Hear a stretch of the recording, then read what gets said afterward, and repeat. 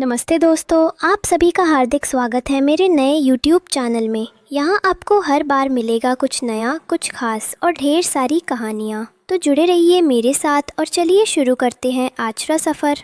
हमारी आज की कहानी शुरू होती है एक रेस्टोरेंट से, जहाँ वेन युन हमारी स्टोरी की मेन लीड जाती है एक लड़के के साथ जिन्हें वो ब्लाइंड डेट करती है। तब लड़का कहता है कि मिस वेन, हमारी ली फैमिली पिछली 9 जनरेशन से सिंगल है, उसका कोई वारिस नहीं है। हम दोनों शादी के बाद हमारे हेल्दी बच्चे करेंगे जो ली फैमिली के वारिस होंगे। और वेन युन के साथ बदतमीजी करने लगता है। फिर वेन कहती है, मिस्टर लिन, हम सिर्फ यहाँ डेट के लिए आए हैं, आप ये क्या बोल रहे हैं और क्या कर रहे हैं? मुझे ये बिल्कुल अच्छा नहीं लग रहा है। तब लिन कहता है, मुझे तो नहीं लगता कि इसमें कुछ गलत है और मुझे तो तुम्हें ऐसे छूना अच्छा लग रहा है, ये बहुत अच्छा सुकून दे रहा है। तभी वेन युन खड़ी हो जाती है, कहती है आज के लिए इतना ही और पानी पीती है। फिर बोलती है, मुझे कुछ ठीक नहीं लग रहा, आप मेरे लिए ठीक नहीं हैं। लिन कहता है कि तुम्हें लगता है मैं तुम्हारे लिए सही लड़का नहीं हूँ, पर विनियन तुम भूलो मत कि 1 साल पहले जो गू फैमिली से तुम्हारा रिश्ता टूटा है उसके कारण कोई तुमसे शादी नहीं करना चाहता है। और तुम्हें तो मेरा एहसानमंद होना चाहिए कि मैं खुद अपनी मर्जी से तुम्हारे साथ शादी के लिए तैयार हूँ, वरना कोई तुमसे शादी करना पसंद नहीं करता। तभी विनियन कहती है, जाना है मुझे यहाँ से। वो निकलती है ही कि उसे चक्कर आने लगते हैं। और फिर लिन कहता है, मैंने तुम्हारे पानी में कुछ मिला दिया था।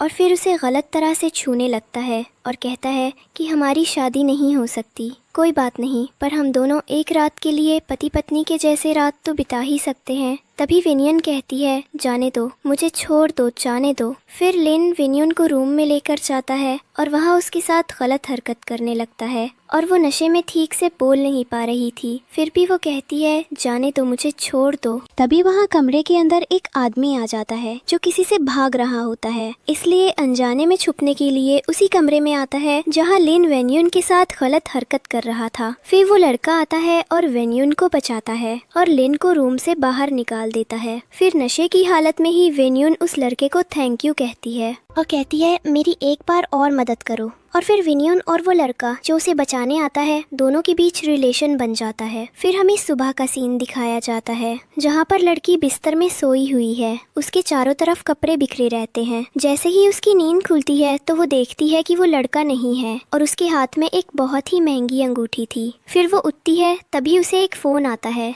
जो कहता है कि मिस विनियन, आपकी माँ का हॉस्पिटल बिल बहुत समय से नहीं दिया गया है, बिल दे दीजिए वरना उनका ट्रीटमेंट रोक दिया जाएगा। तब विनियन कहती है, आपके कहने का मतलब है कि मेडिकल का बिल अभी तक नहीं दिया गया है। फिर विनियन भारी बारिश में भीगते हुए घर जाती है और अपनी सौतेली बहन को आवाज लगाती है और कहती है, विंसेन, विंसेन, प्लीज दरवाजा खोल दो। मैंने तुम्हारी बात मानी और तुम्हारी अरेंज की गई ब्लाइंड डेट में गई थी, तो फिर तुमने अभी तक मेरी माँ का मेडिकल बिल क्यों नहीं चुकाया है? क्या तुमने मुझसे झूठ बोला? प्लीज दरवाजा खोल दो, प्लीज खोलो ना दरवाजा, मुझे तुमसे बात करनी है। तभी दरवाजा खुलता है और वेन्यून की बहन वेंचिन कहती है कि मुझे सब पता है कि तुमने मिस्टर लिन के साथ क्या किया है, और फिर भी तुम यहाँ मुंह उठाकर पैसे मांगने चली आई। तुम्हें शर्म नहीं आई? तुम्हारे पापा ने तुम्हारी माँ को बहुत समय पहले ही तलाक दे दिया था। तुम्हें और वो आधी मरी हुई पुरिया औरत को बहुत सालों पहले ही वेन फैमिली और घर से निकाल दिया जा चुका है। तो तुम कुत्ते की तरह ऐसे मुंह मारना छोड़ दो, चली जाओ यहाँ से,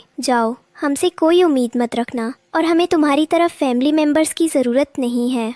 और वेंचिन अपनी बहन वेन्यून का सामान बाहर फेंक देती है और जाने को कह देती है। और तभी वेन्यून नीचे गिरती है और उसकी रिंग भी गिर जाती है जो उस लड़के ने दी थी। वेंचिन कहती है उस रिंग को देखकर कि इतनी वैल्यूएबल रिंग तुम्हारे पास कैसे है? तुम्हारी तो औकात ही नहीं है इसे रखने की। और वो रिंग वेंचिन रख लेती है। वेन्यून चिल्लाती है कि ये रिंग वापस दे दो, ये मेरी नहीं है, इसे मुझे किसी को वापस करना है, ये किसी और की अमानत है। तभी वेंचिन कहती है कि इतने सालों से हमने और हमारी फैमिली ने तुम्हारी माँ का मेडिकल बिल भरा है। तभी वेन्यून कहती है, चाहे तो मुझे मार लो, पर प्लीज़ मेरी हेल्प कर दो, मेरे साथ आओ और मेरी माँ को बचा लो प्लीज़। पर वेंचिन दरवाज़ा बंद करती है और अंदर चली जाती है और वेन्यून बाहर पूरी तरह से भीग जाती है और वही बारिश में बैठकर रोने लगती है। सोचती है कि वो अपनी माँ का ट्रीटमेंट अब कैसे करवाएगी। इसी बीच म्यूज़िक बजने लगता है। एक बड़ी सी गाड़ी से एक बहुत ही हैंडसम लड़का बाहर आता है और वुनियन को उठाकर अपने साथ लेके जाता है। इस लड़के का नाम गू नानचन था जो गू ग्रुप के सीईओ थे। वो उसे अपने घर लेके आते हैं। दूसरे दिन का सीन दिखाया जाता है जहाँ वुनयुन गुनांचन के घर में सो रही है। तभी गुनांचन अपने असिस्टेंट आसेन से कहता है, क्या ये वही लड़की है जिसे दादाजी ने मेरी शादी के लिए चुना है? उसी समय गुनांचन के ग्रैंडपा युअन का कॉल आता है और गुनांचन कहता है कि ग्रैंडपा अभी मेरा शादी का कोई प्लान नहीं है। तभी युअन कहते हैं, इस बार ग्रैंडपा ने तुम्हारे लिए जो लड़की पसंद की है वो तुम्हें बहुत पसंद आएगी और तुम्हें उसके साथ अच्छा लगेगा। फिर ग्रैंडपा कहते हैं कि मेरे पास कुछ साल और बचे हैं, क्या तुम अपने ग्रैंडपा की आखिरी विश पूरी नहीं करोगे? मैं सिर्फ तुम्हारी शादी का सर्टिफिकेट देखना चाहता हूँ, प्लीज़ मेरी आखिरी विश पूरी कर दो नानचन। तभी गुनांचन का असिस्टेंट आसेन हॉस्पिटल की कुछ फोटोज देखता है और कहता है कि ग्रैंडपा की नर्स वेन्यून है। तब गुनांचन कहता है, तुम सच कह रहे हो कि हॉस्पिटल में जो नर्स ग्रैंडपा की देखभाल करती है वो वेन्यून ही है?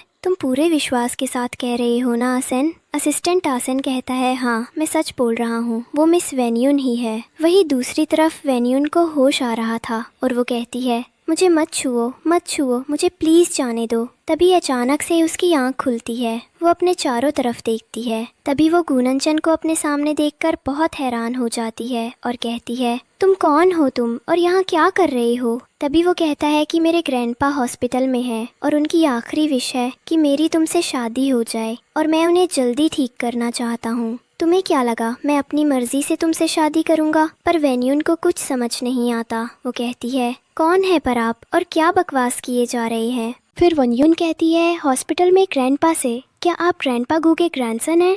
पर गुनांचन गुस्से में कहते हैं, बंद करो अपनी ये एक्टिंग करना। इसमें कोई शक नहीं है कि ग्रैंडपा तुम पर बहुत विश्वास करते हैं, पर मुझसे उम्मीद मत रखना और मेरे यूज़ करने का सोचना भी मत। तब वुनयुन कहती है, क्या मतलब है तुम्हारा कि ग्रैंडपा गू तुम्हारी शादी मुझसे कराना चाहते हैं?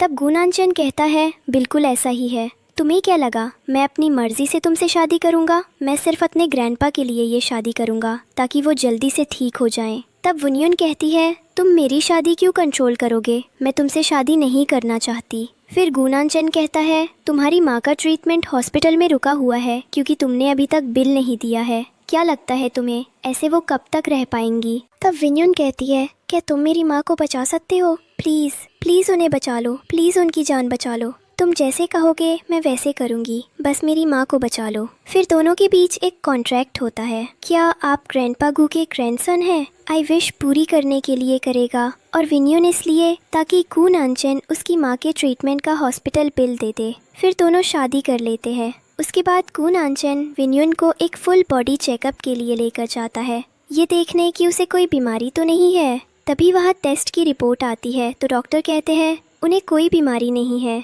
बस इन्हें थोड़ी स्टमक पेन की प्रॉब्लम है क्योंकि इन्होंने अभी अभी किसी के साथ सेक्स किया है। ये सुनकर गुनांचन को बहुत गुस्सा आता है। वो गुस्से में वुनयुन को बहुत बुरा कहता है और उसके साथ जबरदस्ती करने की कोशिश करता है और कहता है, तुम घर से बाहर नहीं निकल सकती। गुनांचन वुनयुन को अपनी नौकरानी बना देता है जो दिन भर सिर्फ घर का काम करेगी और रहेगी भी नौकरानी की तरह क्योंकि उसकी हरकतें भी वैसी ही है और वहाँ से चला जाता है। इसके बाद वुनयुन गुनांचन के असिस्टेंट से पूछती है, ये घर वापस कब तक आते हैं? तो असिस्टेंट आसेन कहता है, सर 7 PM तक वापस आ जाते हैं। फिर वुनयुन सोचती है कि इसी बीच उसे पार्ट टाइम जॉब करनी होगी पैसे कमाने के लिए। दूसरे दिन वुनयुन ग्रैंडपा युअन के यहाँ उनकी देखभाल करने जाती है। वो उन्हें कंबल उड़ा रही होती है और कॉलर के पास की बटन खोल रही होती है, ये सोचकर कि कहीं उन्हें सांस लेने में प्रॉब्लम ना हो। पर तभी वहाँ गुनांचन आ जाते हैं और वुनयुन को बाहर ले जाकर कहते हैं, तुम यहाँ क्या कर रही हो? मैंने तुम्हें घर से बाहर जाने से मना किया था और तुम क्या मेरे बूढ़े ग्रैंडपा के साथ क्या करना चाह रही थी? क्या तुम उसके साथ भी अपना रिलेशन बनाना चाहती हो? तुम जैसी लड़की को तो कुछ दिखता भी नहीं है, बस तुम्हें अपने जिस्म की भूख मिटानी होती है और पैसे कमाने होते हैं। अपने आप को भी बेच देती हो तुम लोग पैसों के लिए। तभी वहाँ ग्रैंडपा उठकर आते हैं और दोनों को ब्लेसिंग्स देते हैं और कहते हैं, मैं बहुत खुश हूँ कि तुम दोनों ने शादी कर ली और मेरी आखिरी विश भी पूरी कर दी। अब मैं आराम से चैन की सांस लेते हुए भी मर जाऊँ तो कोई गम नहीं है। तभी वुनयुन ग्रैंडपा युअन के पास जाती है और कहती है, आप ऐसे क्यों बोल रहे हैं? अभी तो आपको बहुत लंबी जिंदगी जीनी है। फिर ग्रैंडपा युअन कहते हैं, तुम्हें मेरा पोता गुननचन परेशान तो नहीं करता? जब भी ये तुम्हें परेशान करे तो तुम मुझे बता देना। जिस पर विनयुन कहती है, मुझे गुननचन बिल्कुल परेशान नहीं करते, उल्टा मेरा बहुत ध्यान रखते हैं। ग्रैंडपा कहते हैं, हाँ वो तो रखेगा ही, तुम पत्नी हो उसकी। फिर ग्रैंडपा वहाँ से चले जाते हैं। फिर विनयुन कहती है, काम है मेरा, मैं पैसे के लिए काम कर रही हूँ।